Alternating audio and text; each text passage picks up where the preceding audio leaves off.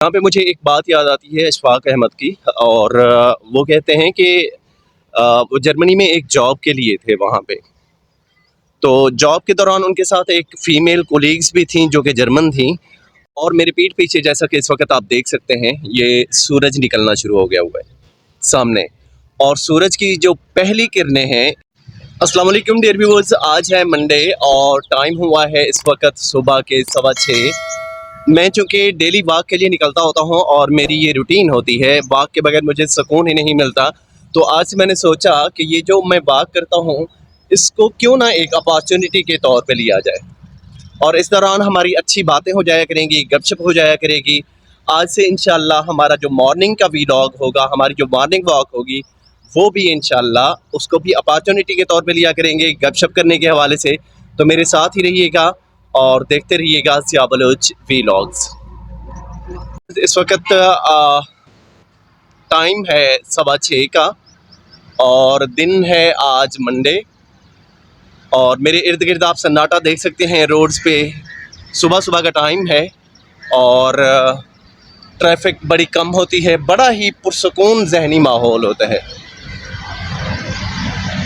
अच्छा, वॉक के लिए मैं अक्सर जाता होता हूँ मेरे करीब तरीन जो ग्राउंड है डी ग्राउंड, और वैसे इसके अलावा भी काफ़ी सारे ग्राउंड्स हैं जो कि पास ही हैं और उन पे भी मैं जाता होता हूँ। तो वो सारे ग्राउंड्स आपको भी विज़िट करवाऊँगा। अच्छा, ये रोड है इस वक्त गैर आबाद, और रोड की साइड पे आप देख सकते हैं यहाँ पे काफ़ी सारे बेचारे बेघर अफराद जो हैं वो सोए हुए हैं। तो बड़ा तरस आता है यार इन लोगों को देखकर। इनकी भी अपनी एक लाइफ है। बहरहाल अल्लाह पाक सबकी ज़िंदगी में आसानियाँ पैदा करे। ये देखें, ये लोग सोए हुए हैं फुटपाथ पे। ये मेरे सामने के रोड का व्यू है, बिल्कुल सन्नाटा, सुनसान, पुरसुकून माहौल है सुबह का। सुबह सुबह परिंदों की बड़ी ही खूबसूरत किस्म की आवाज़ें, और साफ ज़ाहिर है अल्लाह पाक ने जितनी भी मखलूक़ात पैदा की हैं तो हर किसी का अपना एक अंदाज़ है उस ज़ात को याद करने का। तो जब आप सुबह निकलते हैं तो ये एक ऐसा टाइम होता है जो कि नेचर के करीब तरीन टाइम है, और इस टाइम पे आप ख़ुद को भी वाकई एक फ़ितरत का शाहकार तस्वर करते हैं।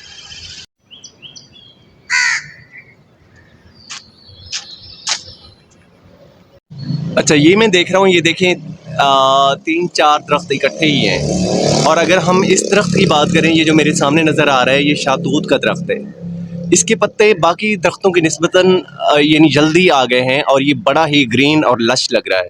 और इसके साथ ही दूसरे पत्ते अगर आप देखें तो इन पे अभी तक खिज़ां है और ये बिल्कुल फुल खुश्क हालत में है। एट लास्ट जी मेरा भी ग्राउंड आ रहा है करीब, ये आप देख सकते हैं लेफ़्ट साइड पे।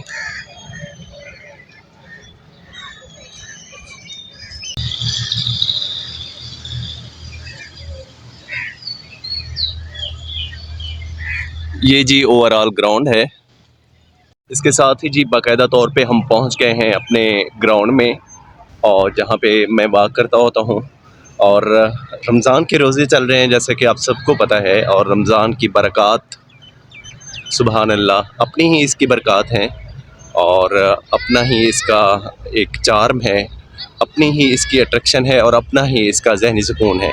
और जैसा कि आप सब जानते हैं कि रमज़ान का बेसिकली जो मकसद होता है वो यही है अल्लाह पाक की तरफ से कि भाई हमें एक किस्म का ईमान की तजदीद का मौका मिलता है, और इसका बड़ा ही अजीम मकसद है कि एक एहसास, रवादारी और डिवोशन और कुर्बानी ये हर मुसलमान में बेसिकली पैदा होना चाहिए। और जब रमज़ान आया, वो हॉस्पिटलाइज थे, जब रमज़ान आया तो वहाँ पे रोज़े रखते थे, और रोज़ों के दौरान साफ ज़ाहिर है बहुत सी चीज़ें जैसा कि हम भी सभी मुसलमान उससे कोशिश करते हैं कि अवॉइड करें कि भाई रमज़ान है जी, रोज़ा है, आगे पीछे हम करें या ना करें, लेकिन रमज़ान के दौरान एक फैक्टर आ जाता है कि हम हर चीज़ की एक लॉजिक देते होते हैं, हर काम के बिहाइंड एक लॉजिक देते हैं कि यार ये रमज़ान है, कुछ ख्याल कर लो, ये चीज़ें।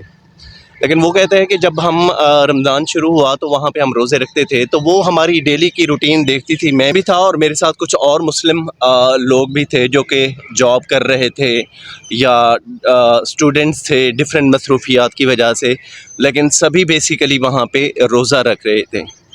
تو کہتے ہیں کہ ہماری وہ روٹین دیکھ کے وہاں پہ جو جرمن خاتون تھیں ان کی طرف سے ایک سوال تھا کہ یار یہ رمضان بیسیکلی کیا چیز ہے، آپ رمضان میں کیا کرتے ہو، کیا اس میں اسپیشل ہوتا ہے؟ تو میں نے کہتا ہے کہ اسے رمضان کے بارے میں بریفنگ دیتے ہوئے میں نے اسے کہا کہ یہ رمضان جو ہے یہ اللہ پاک کی طرف سے خاص ایک تحفہ ہے مسلمانوں کے لیے، اور اس رمضان کے دوران ہم نے روزہ رکھنا ہوتا ہے اور روزے میں ہم نے اوائڈ کرنا ہوتا ہے بہت سے برے کاموں سے، جیسے غیبت ہو گئی، چغلی ہو گئی، اور اس کے علاوہ جھوٹ نہیں بولنا، کسی کا حق نہیں مارنا، کسی کو ناحق تکلیف نہیں دینی، اپنے قریبی عزیزوں، رشتہ داروں، دوستوں کا اسپیشلی خیال رکھنا ہے۔ تو اس حوالے سے کہتا ہے کہ ہم زیادہ کانشیسلی جو ہے یہ کرتے ہوتے ہیں۔ کہتا ہے کہ وہ اس نے زور سے کہکا لگایا اور تالی مارتے ہوئے اس نے کہا کہ واہ جی واہ اشفاق صاحب آپ کے تو مزے ہیں۔ میں نے کہا کہ یہ کیسے، رمضان ہے مطلب ہم روزہ رکھتے ہیں تو یہ مزے ہمارے کس چیز کے ہیں؟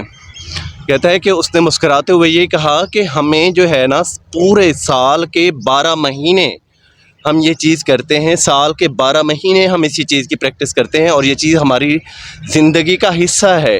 مطلب ہم جھوٹ نہیں بولتے، ہم غیبت نہیں کرتے، تکلیف نہیں دیتے، کسی کا حق نہیں مارتے، قانون کے اوپر عمل پیرا ہوتے ہیں، تو یہ سال کے 12 مہینے کرتے ہیں۔ لیکن آپ لوگ کتنے لکی ہو کہ آپ کو پورے سال میں یہ صرف ایک مہینہ کرنا پڑتا ہے۔ تو اشفاق احمد کہتے ہیں کہ میں اس کی یہ بات سن کے بڑا شرمندہ ہوا کہ یار واقعی یہ لوگ کیا سوچ ہے ان کی، اور کیا یہ قوم ہے، اور ان کی ترقی کے پیچھے جو راز ہے وہ بیسیکلی یہی ہے۔ اور واقعی یہ ہے بھی وہی چیز کہ اگر ہم صحیح معنوں میں اس کے تقدس کو بحال رکھتے ہیں، جو روزہ کا ایک تقدس ہے اس کو صحیح معنوں میں بحال رکھتے ہیں، اور کسی بھی قسم کی کوئی ایسی چیز نہیں کرتے جو کہ اس روزے کے وقار کو مجروح کرے، تو اس کا صلہ ڈائریکٹ اللہ پاک کی ذات نے خود دینا ہوتا ہے۔ ٹھیک ہے، یہ واحد عبادت ہے جس کا صلہ اللہ پاک نے خود دینا ہے اور ڈائریکٹ دینا ہے۔ اور میرے پیٹھ پیچھے جیسا کہ اس وقت آپ دیکھ سکتے ہیں یہ سورج نکلنا شروع ہو گیا ہوا ہے سامنے، اور سورج کی جو پہلی کرنیں ہیں انتہائی فائدہ مند ہوتی ہیں، انتہائی فائدہ مند ہوتی ہیں، وٹامن ڈی سے بھرپور ہوتی ہیں۔ یعنی صبح صبح اٹھنے کے بیہائنڈ جو لاجک ہوتی ہے صبح صبح اٹھنے کے صحت کے لیے بہت ضروری ہے، اس میں سے سب سے اہم ترین لاجک یہی ہے کہ صبح صبح یہ جو سورج کی پہلی روشنی پڑتی ہے، اس پہلی روشنی کو اپنی باڈی پہ ضرور آپ کو ایبزارب کرنا چاہیے، کیونکہ اس کی سورج کی جو پہلی کرنیں ہوتی ہیں یہ وٹامن ڈی سے بالکل بھرپور ہوتی ہیں۔ ماشاءاللہ اس گراؤنڈ میں جو سب سے پازیٹیو چیز ہے جو ڈیلی میں نوٹ کرتا ہوں وہ یہ ہے کہ یہاں پہ جو بزرگ حضرات ہیں، یہ دیکھیں میرے سامنے جیسا کہ قرآن کی کلاس لگی ہوئی ہے، تو یہ بزرگ حضرات جو ہے یہ ڈیلی یہاں پہ قرآن کی باقاعدہ طور پہ کلاس لیتے ہیں، اور مجھے یقین ہے کہ آپ میں سے بہت سے لوگوں کی زندگی کا حصہ ہوگی یہ واک، آپ لوگ بھی باقاعدہ طور پہ اس واک کو کرتے ہوں گے، لیکن اگر نہیں بھی کرتے کسی بھی وجہ سے، کسی بھی مجبوری کی وجہ سے، یا آپ کی کوئی ایسی روٹین ہے، تو میں یہ ضرور کہوں گا کہ اس میں اپنی زندگی کی آپ کی جو بیزی لائف ہے اس بیزی لائف میں سے کچھ ٹائم ضرور نکالیں اپنی ہیلتھ کے لیے۔ یہ میں آپ کو بتا رہا تھا یہ قرآن کلاس یہ باقاعدہ طور پہ ہوتی ہے اور ڈیلی بیسس پہ ہوتی ہے۔ یہاں پہ جتنے بھی بزرگ حضرات ہیں ان میں سے ان کا طریقہ کار یہ ہوتا ہے کہ ایک بزرگ پڑھتا ہے اونچی آواز میں اور باقی سنتے ہیں، اور جب آپ خود کو ٹائم دیتے ہیں، اپنی صحت کے لیے ٹائم نکالتے ہیں، ڈیلی خود کو ٹائم دیتے ہیں، تو ایک چیز جو کہ آپ کی زندگی سے ہمیشہ کے لیے نکل جاتی ہے، اور وہ چیز کیا ہوتی ہے کہ آپ کا جو سٹریس کا لیول ہے یا ڈپریشن ہے وہ بہت حد تک ریڈیوس ہو جاتی ہے، ایک چیز۔ اور دوسری سب سے بڑی چیز جو آپ کی لائف سے نکلتی ہے وہ ہوتی ہے میڈیکیشن، یعنی آپ کسی بھی وجہ سے کوئی میڈیسنز لیتے ہیں اور آپ کی لائف کا حصہ ہے وہ میڈیسن، اور اس واک میں اور اس صبح کے اٹھنے میں وہ تاثیر ہے کہ ایسا ایسا آپ کی لائف سے میڈیسن ختم ہو جائے گی. تو یہاں پہ اچھی چیز آپ دیکھیں، درختوں کے ساتھ مختلف قسم کے یہ بنے ہوئے ہیں. یہ دیکھیں جی، یہ پرندوں کی خوراک کے لیے ہے. یہاں پہ لوگ خوراک ڈالتے ہیں. یہ ہر درخت کے ساتھ لگے ہوئے ہیں ووڈن باکسز اور ووڈن ہاؤسز. یہ آپ دیکھیں جی، ان کی شیڈ بنا ہوا ہے. یہ ہر درخت کے ساتھ ہیں. ادھر سینکڑوں کی تعداد میں درخت ہیں اور ہر درخت کے ساتھ اس طرح کے شیڈ لازمی لگے ہوئے ہیں. اچھا، میرا ایک دوست ہے، اس کی اکثر مجھے کال آتی رہتی ہے اور وہ مجھ سے یہی پوچھتا ہے، اکثر کال کرتا ہے مجھے. کبھی کبھی وہ تو رات کے 1-2 بجے کال کر لے گا، اور کبھی دن میں ایسے ہی، مطلب ایسے ایسے ٹائمز پہ کال کرتا ہے کہ ہم کیا کہیں. اور اس کی طرف سے ہمیشہ یہی ہوتا ہے کہ وہ بہت ٹینشن میں ہے اور سٹریس میں ہے. سٹریس کس چیز کا ہے، ٹینشن کس چیز کی ہے جی؟ بزنس کی ٹینشن ہے. بھئی کیسا چل رہا ہے، کہ اس میں کوئی مسائل ہیں یا مشکلات ہیں یا اس میں کوئی پرابلمز ہیں یا کیا چیزیں ہیں ایسی جس کی وجہ سے سٹریس آتا ہے لائف میں، ٹھیک ہے، جس کی وجہ سے آپ ٹینشن فیل کرتے ہو. تو اس کی طرف سے ہمیشہ یہی ایک جواب ہوتا ہے کہ نہیں جی، سب کچھ اچھا چل رہا ہے، سب کچھ بہتر چل رہا ہے. اب سب کچھ بہتر چلنے کے باوجود بھی ٹینشن کیوں ہے، سٹریس کیوں ہے؟ وہ جی، آج فلاں بندے نے کاروبار کے دوران آیا اور فلاں بندے نے مجھے یہ بات کہہ دی. آج فلانا بندہ آیا اگر میری شاپ پہ، میرے بزنس پہ یا میرے لین دین کے معاملے میں، تو اس نے مجھے یہ بات کہی تھی. مطلب اس میں زیادہ تر جو میں نے آبزرو کیا کہ اس کی باتیں جتنی بھی ہوتی ہیں وہ نیگیٹو باتیں ہوتی ہیں. جتنی بھی ہوتی ہیں وہ نیگیٹو چیزوں کو مائنڈ پہ سوار کر کے اور پھر ان کو گھنٹوں سوچتا رہتا ہے اپنے مائنڈ میں.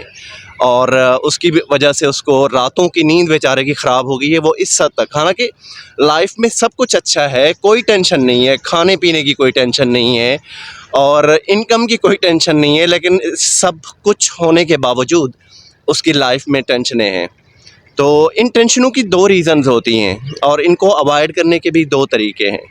کہ سب سے پہلی چیز جو ہے کہ ہم ایک سب سے بڑا روگ یہی ہوتا ہے ہماری لائف میں، اور اگر ہم پاکستانیوں کی بات کریں اور اسپیشلی طور پہ اگر ہم ایشینز کی بات کریں، تو اس میں سب سے بڑا اور سب سے اہم ترین جو ہوتا ہے ہماری سٹریس کا جو بڑا فیکٹر ہوتا ہے، وہ ہوتا ہے لوگوں کی باتیں.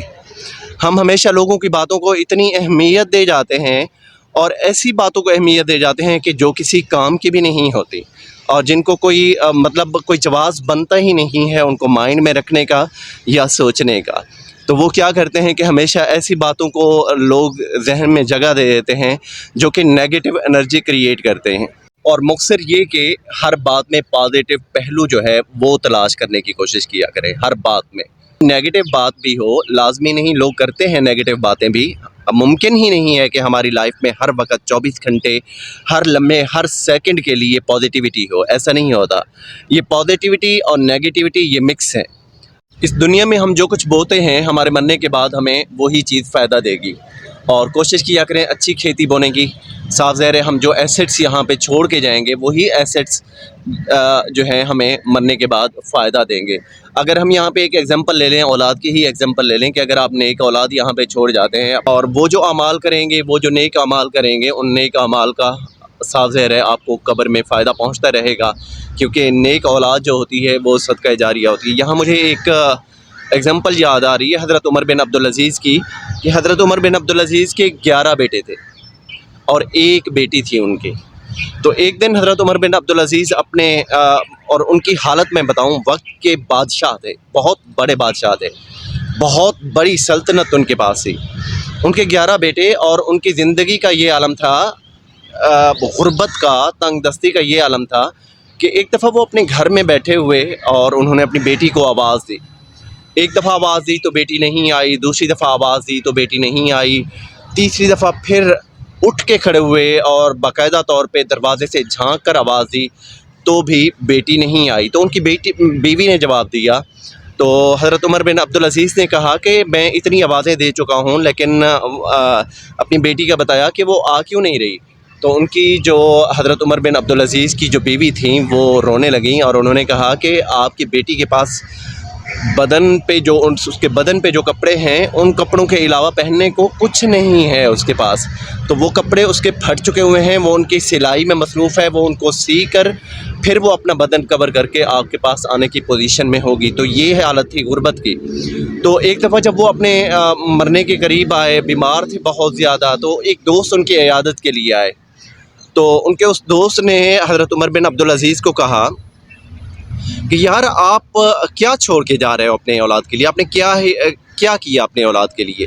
ایک وقت کے بادشاہ ہونے کے باوجود آپ نے اتنی تنگ دست زندگی خود بھی گزاری اور اولاد کو بھی وہی تنگی دے کے جا رہے ہو, تو کچھ کرتے اولاد کے لیے. تو حضرت عمر بن عبدالعزیز یہ سن کر رو دیے اور انہوں نے کہا کہ میں نے میری اولاد کے لیے وہی کچھ ہوگا جو کچھ میں ان کی تربیت کر کے جا رہا ہوں.